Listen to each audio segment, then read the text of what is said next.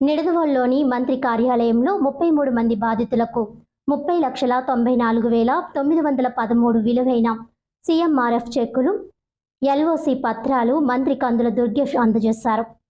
ఈ సందర్భంగా మంత్రి కందుల దుర్గేష్ మాట్లాడుతూ, మన దగ్గరికి వచ్చిన అప్లికేషన్లు ముఖ్యమంత్రి సహాయ నిధికి పంపించాం. వెంటనే ముఖ్యమంత్రి ఆ చెక్కులను మనకు పంపించడం, అంతేకాకుండా ఈ ముఖ్యమంత్రి సహాయ నిధి మే నెలలో ఇచ్చాం, జూన్ నెలలో ఇచ్చాం. ఇది ఒక మంచి కార్యక్రమం. ముఖ్యమంత్రి చంద్రబాబు నాయుడు, ఉప ముఖ్యమంత్రి పవన్ కళ్యాణ్కి ప్రత్యేక ధన్యవాదాలు తెలియజేస్తున్నామని, నిరుపేదలు ఎవరైనా ప్రైవేట్ ఆసుపత్రిలో వైద్యం చేయించుకుంటే వారికి ఆర్థికంగా ఇబ్బంది కలగకుండా సీఎంఆర్ఎఫ్ నుంచి ఆర్థిక సహాయం అందజేస్తున్నట్లు పేర్కొన్నారు. అనారోగ్యానికి గురై వైద్యం చేయించే స్తోమత లేని ఎంతో మంది పేదలు సీఎంఆర్ఎఫ్ ద్వారా ఆర్థిక సహాయం పొంది ఆరోగ్యంగా జీవిస్తున్నారని అన్నారు.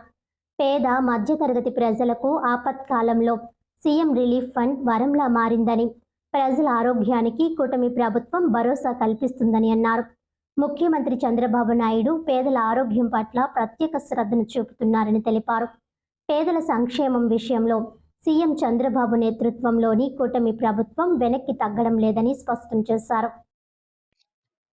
ఇవాళ మనం ముఖ్యమంత్రి గారి సహాయ నిధి మన దగ్గరికి వచ్చినటువంటి అప్లికేషన్స్ అవసరంలో ఉన్న వారి వెంటనే పెడితే వాటిని ముఖ్యమంత్రి గారు వెంటనే శాంక్షన్ చేయడం అనేది మనం చూస్తున్నటువంటి ఒక ప్రత్యేకమైనటువంటి కార్యక్రమం.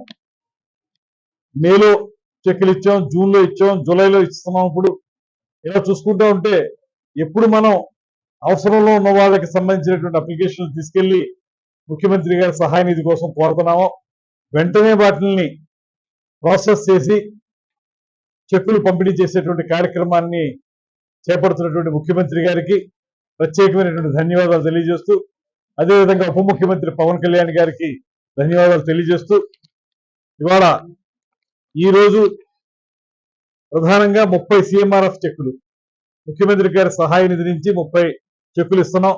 22,94,913 రూపాయలు. అదేవిధంగా ఎల్ఓసి లెటర్స్ కి సంబంధించి ఒక 8 లక్షలు, మొత్తంగా చూసుకుంటే 30,94,91,913 రూపాయలతోటి ఈ చెక్కులు ఇప్పుడు డిస్ట్రిబ్యూట్ చేయడం జరిగింది. ఇది ప్రధానంగా పేద ప్రజల పట్ల కూటమి ప్రభుత్వానికి ఉన్నటువంటి అభిమానం అనండి, లేకపోతే అవసరంలో ఉన్న వాళ్ళని ఆదుకోవాలనేటువంటి ముఖ్యమంత్రి గారి తపన కానివ్వండి, ఇందులో స్పష్టంగా కనబడతా ఉంది.